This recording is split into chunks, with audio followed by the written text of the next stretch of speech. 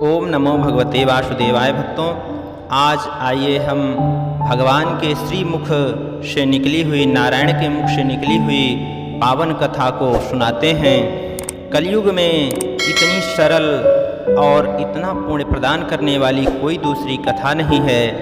ऐसा नारायण ने नारद जी से कहा था, वही कथा आप लोगों को सुना रहा हूँ। बड़े प्रेम पूर्वक इसका श्रवण करें, आपके समस्त रोग शोक सब नष्ट हो जाएंगे, मन प्रफुल्लित हो जाएगा। आप कथा का श्रवण करें। श्री गणेशाय नमः। गणेश जी को प्रणाम करते हुए इस कथा को सुना रहा हूँ। मुनि श्रेष्ठ तथा विद्या विभूषण श्री व्यास जी श्रोतागणों से कहते हैं कि एक समय नैमिषारण्य शौनकादिक में 88,000 ऋषि एकत्रित हुए और वहाँ पर एकत्रित होकर विचार करने लगे कि कलयुग आ रहा है, इस युग में प्राणियों को महान दुख प्राप्त होगा, अतः इस दुख से लोगों को बचाने के लिए क्या उपाय करना चाहिए। उसी समय व्यास जी के परम शिष्य पौराणिक सूत जी अपने शिष्यों के सहित उस स्थान पर पधारे। भक्तों, सूत जी को देखकर ऋषि लोग खड़े हो गए और श्रद्धापूर्वक उठकर उनको साष्टांग दंडवत प्रणाम किया। दंडे के समान बिल्कुल लेट जाना ही दंडवत प्रणाम होता है। भक्तों, तत्पश्चात ऋषियों ने सूत जी को उत्तम पवित्र आसन देकर उनका पूजन किया और सूत जी से बोले, हे भगवान, इस समय आपका आगमन बहुत ही उत्तम हुआ है। अर्थात हम लोग शोक सागर की में डूब रहे थे, आपने नौका सदृश हम लोगों का उद्धार करने के लिए पदार्पण किया है। यह प्रसन्नता का विषय है। प्रभु, कराल कलयुग निकट आ रहा है, धर्म की रक्षा किस प्रकार से होगी, इस चिंता से हम सब दुखी हैं। इस युग में प्राणी अपने धर्मों को छोड़ने लगेंगे, भगवान की कथा नहीं करेंगे, इसलिए प्रभु उनका कल्याण कैसे होगा। अतः हे भवभयहारी भगवान, व्रत अथवा तप करके जिस प्रकार वांछित फल प्राप्त हो वह कृपा करके हमसे कहिए। ऐसे हम लोगों की सब जानने की इच्छा है। शौनकादिक ऋषियों की प्रार्थना पर सूत जी बोले, ऋषिगण आप धन्य हैं, आप जैसे मनुष्य ही सत्य पुरुष कहे जाने के योग्य हैं, जो परोपकार के लिए चिंता करते हैं और दुष्टों से कष्ट पाने पर भी उनको सुख देते हैं। हे परोपकारी शौनकादिक ऋषियों, इसी प्रकार लक्ष्मीपति विष्णु भगवान से एक बार नारद मुनि ने पूछा था, जिस प्रकार आप लोग मुझसे पूछ रहे हैं, इसलिए संध्या पूजन करने के बाद जिस प्रकार भगवान इसका उत्तर दिए थे, उसी प्रकार मैं आप लोगों के सामने इस कथा को बताऊंगा। बड़े ध्यान से आप सुनिएगा। शौनकादिक ऋषियों ने कहा, अति उत्तम है, हम लोग भी संध्योपासन कर लेते हैं, मतलब पूजन कर लेते हैं। इसके पश्चात संध्योपासन से निवृत्त हो सब लोग श्री सूत जी महाराज के सामने एकत्रित हुए। सूत जी ने ऋषियों से कहा, हे ऋषियों, तदचित होकर मेरी बात को सुनिए, क्योंकि अगर यहाँ पर तुम बैठे रहोगे और तुम्हारा ध्यान किसी और तरफ रहेगा तो न मेरे उपदेश से लाभ उठा सकोगे और न कोई अन्य कार्य ही कर सकोगे। हे ऋषियों, एक समय नारद मुनि परोपकार की इच्छा से नाना लोकों में भ्रमण करते हुए मृत्युलोक में आए और उन्होंने मृत्युलोक में देखा कि जितने मनुष्य हैं सब के सब अनेक प्रकारों के दुखों से दुखी हैं और भांति भांति की योनियों में जन्म लेकर अपने पापों को भोग रहे हैं और पाप कर रहे हैं। ऐसे प्राणियों को क्लेश युक्त देख मुनि अपने मन में सोचने लगे कि इनका दुख किस प्रकार से दूर हो सकता है। भक्तों, यही संतों का स्वभाव है कि दूसरों के बारे में चिंता करते रहते हैं। यही मन में सोचते हुए वीणा बजाते हुए तथा हरि का गुणगान करते हुए विष्णु लोक में गए। भगवान वहाँ पर विराजमान हैं और उनके 4 भुजाएं हैं, 4 भुजाओं से युक्त हैं। चारों भुजाओं में भगवान क्रमशः शंख चक्र गदा पद्म तथा कंठ में बनमाला से सुशोभित हैं। ऐसे देवों के देव तथा भगवान स्वामी की नारद जी स्तुति करते हैं। हे भगवान, आपको साष्टांग दंडवत प्रणाम है, आप वाणी और मन से परे हैं, आपको मेरा प्रणाम स्वीकार हो।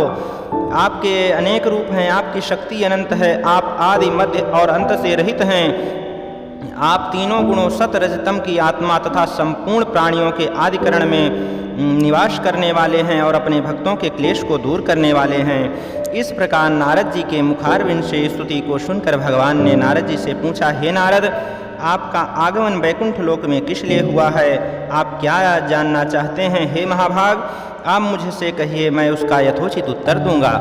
नारद जी बोले, कि हे भगवन, मैं मृत्युलोक से अभी इस समय आ रहा हूँ। वहाँ जितने मनुष्य हैं सब अनेक प्रकार के क्लेशों से युक्त हैं और नाना प्रकार की योनियों में जन्म लेकर पाप कर्म में लीन हैं, पाप कर्मों को किए जा रहे हैं, उसी में लिप्त हैं।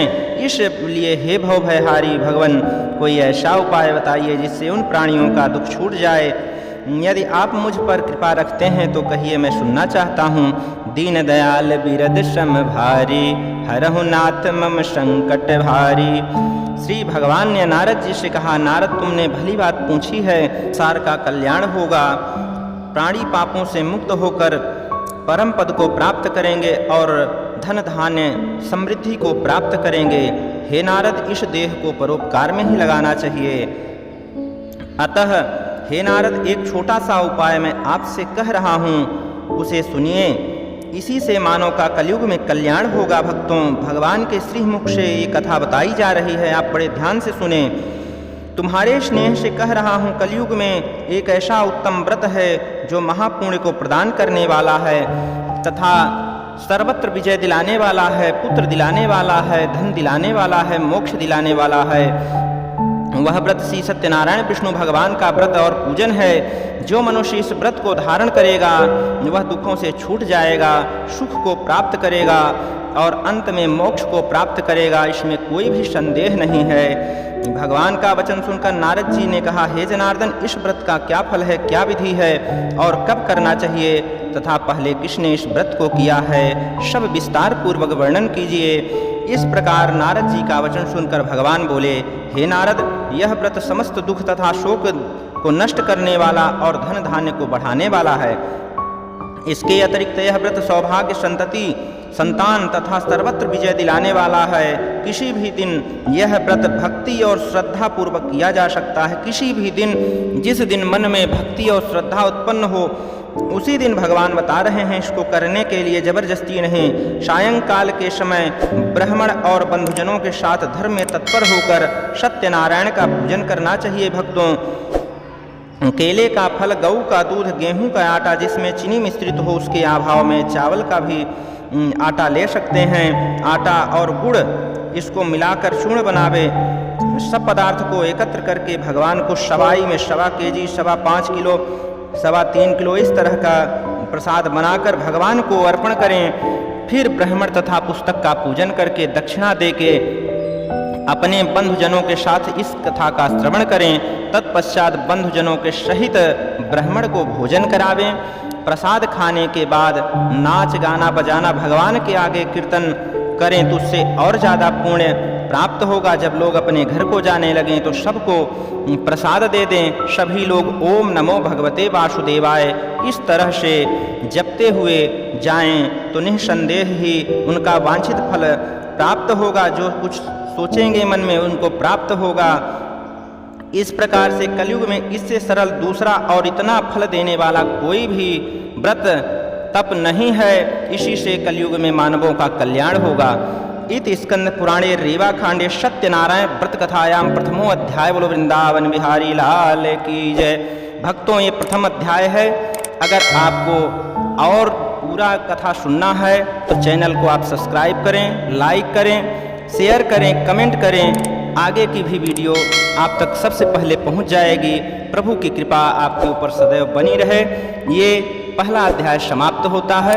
आप सब सुखी रहें, निरोग रहें। ओम नमो भगवते वासुदेवाय कमेंट में जरूर लिखें।